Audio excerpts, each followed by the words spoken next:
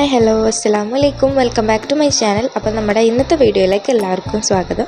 അപ്പോൾ ഇന്ന് നമ്മൾ ചെയ്യാൻ പോകുന്നത് എന്താണെന്ന് വെച്ച് കഴിഞ്ഞാൽ, ഇത് കണ്ടു കഴിഞ്ഞാൽ നല്ല ഭംഗിയില്ലേ കാണാൻ, കടയിൽ നിന്ന് വാങ്ങിയ പോലെയൊക്കെ തോന്നും. എനിക്ക് തോന്നി, ഇനി നിങ്ങൾക്ക് തോന്നുന്നതെന്നറിയില്ല, പക്ഷെ നല്ല രസമുണ്ട് കാണാൻ. എനിക്ക് ഒരു സംഭവം കൗതുകം തോന്നിയിട്ട് എടുത്ത് പെയിൻ്റ് അടിച്ചതാട്ടോ ഞാൻ.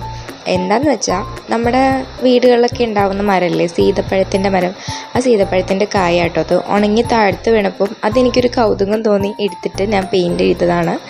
ലാസ്റ്റ് നമുക്ക് ഞാൻ ഒരു വീഡിയോ കാണിച്ചു തരാം കേട്ടോ. നമ്മൾ ഈ ബാക്ക്ഗ്രൗണ്ടിലൊക്കെ ഒരുപാട് സാധനങ്ങളൊക്കെ വെക്കത്തില്ലേ, അതേപോലെ നമുക്കിത് യൂസ് ചെയ്യാം. നല്ല രസമുണ്ട് കാണാൻ.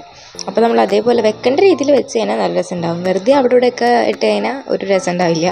അപ്പം ഞാൻ ലാസ്റ്റ് കാണിക്കുന്നതിനേക്കാളും നന്നായിട്ട് നമുക്കിത് ബാക്ക്ഗ്രൗണ്ടൊക്കെ സെറ്റ് ചെയ്ത് വെക്കാൻ പറ്റും. പക്ഷേ എനിക്കപ്പോൾ അതിന് ടൈം ഉണ്ടായില്ലാത്തതുകൊണ്ട് ഞാൻ ജസ്റ്റ് ഒരു പെന്നും ബുക്സൊക്കെ വെച്ചിട്ട് അങ്ങനെയാണ് ഞാനിത് ബാക്ക്ഗ്രൗണ്ട് പോലെ സെറ്റ് ചെയ്തിട്ട് അതിൽ ഈ ഒരു സംഭവം വെച്ചത്.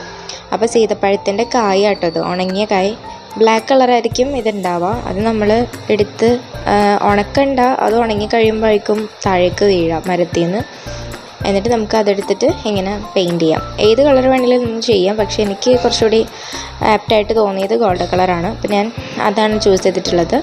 എന്തായാലും നമുക്കിത് അടിച്ച് കഴിഞ്ഞിട്ട് എങ്ങനെയുണ്ടെന്ന് കാണാം.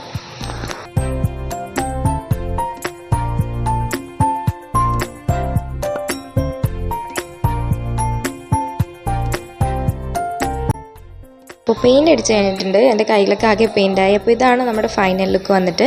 എല്ലാവർക്കും ഇഷ്ടപ്പെട്ടെന്ന് വിചാരിക്കുന്നു. ഇഷ്ടപ്പെട്ടാൽ സബ്സ്ക്രൈബ് ചെയ്യുക, ലൈക്ക് ചെയ്യുക, ഷെയർ ചെയ്യുക.